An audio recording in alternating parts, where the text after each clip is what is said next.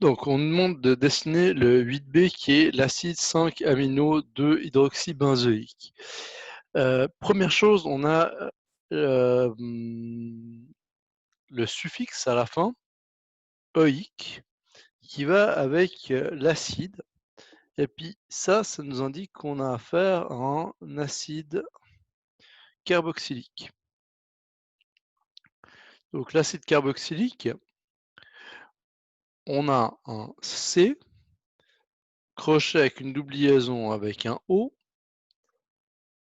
et ensuite un OH. Et puis cette fonction-là, c'est l'acide carboxylique qui vient se raccrocher au reste de la molécule. Si on la dessine en topologique, l'acide carboxylique, on aura un O avec une double liaison, un carbone et ensuite un OH dessus qui correspond à la fonction du O, mais avec un passage Lewis développé en topologique. Et puis ça vient recrocher sur le reste de la molécule. Ensuite, on a la chaîne carbonée principale. Ici, le benze m'indique que on a un benzène. Le benzène, c'est une chaîne à 6 carbones, cyclique, avec 3 doubles liaisons à l'intérieur. Qu'importe où on met ces doubles liaisons, elles sont alternées à chaque fois de 1 carbone. On comprend bien ici par rapport à ce qu'on a fait, donc si je le fais en Lewis développé, je vais avoir mes carbones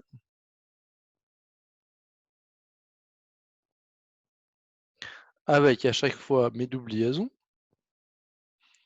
et puis j'ai des hydrogènes sur l'extérieur.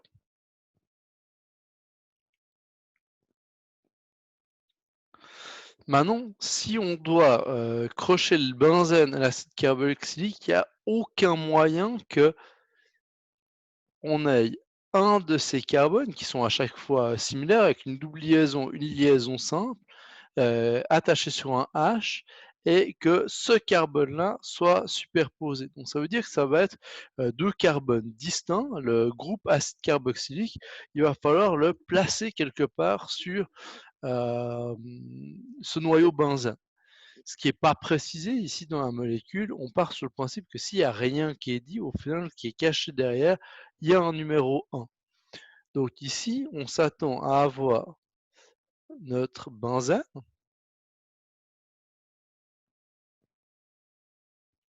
avec ses 3 doubles liaisons, qui est la chaîne de départ, avec la numérotation. Alors ici, la numérotation, je peux la choisir dans quel sens? Je vais prendre dans le sens d'aiguille du montre. 1, 2, 3, 4, 5 et 6. Donc on me dit que on aura cet acide carboxylique en position 1. Donc j'ai ma double liaison avec le O et puis ensuite le OH. Maintenant, on a deux groupes à mettre qui sont au final des groupes secondaires. Le premier groupe secondaire, c'est un groupe hydroxy.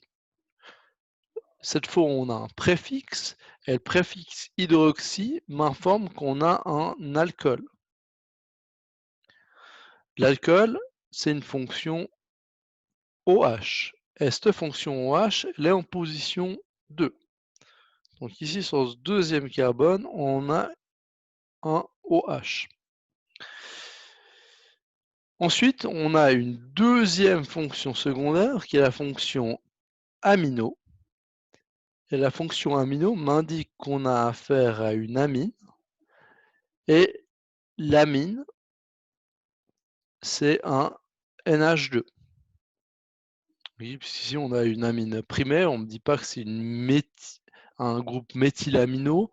Donc si on n'a rien, on part sur le principe que l'amine elle est crochée à 10 hydrogènes. Si elle était crochée à d'autres carbones, à ce moment-là, on aurait du méthylamino, diméthylamino, diéthylamino, méthyléthylamino.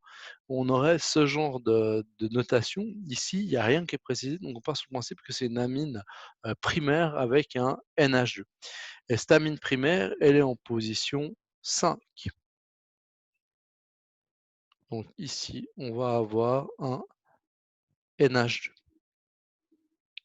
Si on le dessine en Lewis complet, cette molécule, ben, on va avoir carbone, carbone, carbone, carbone, carbone, carbone, carbone, qui est mon cycle benzoïque ou cycle benzène. J'ai ici en position 2 un oxygène avec un hydrogène, position 3 qui n'est pas précisée, un hydrogène, position 4 hydrogène. Ici j'ai un N, le N il possède une paire non-liante avec 2 H.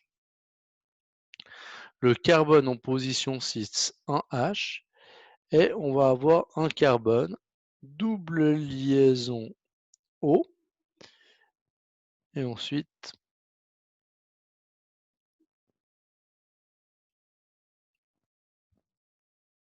un oxygène.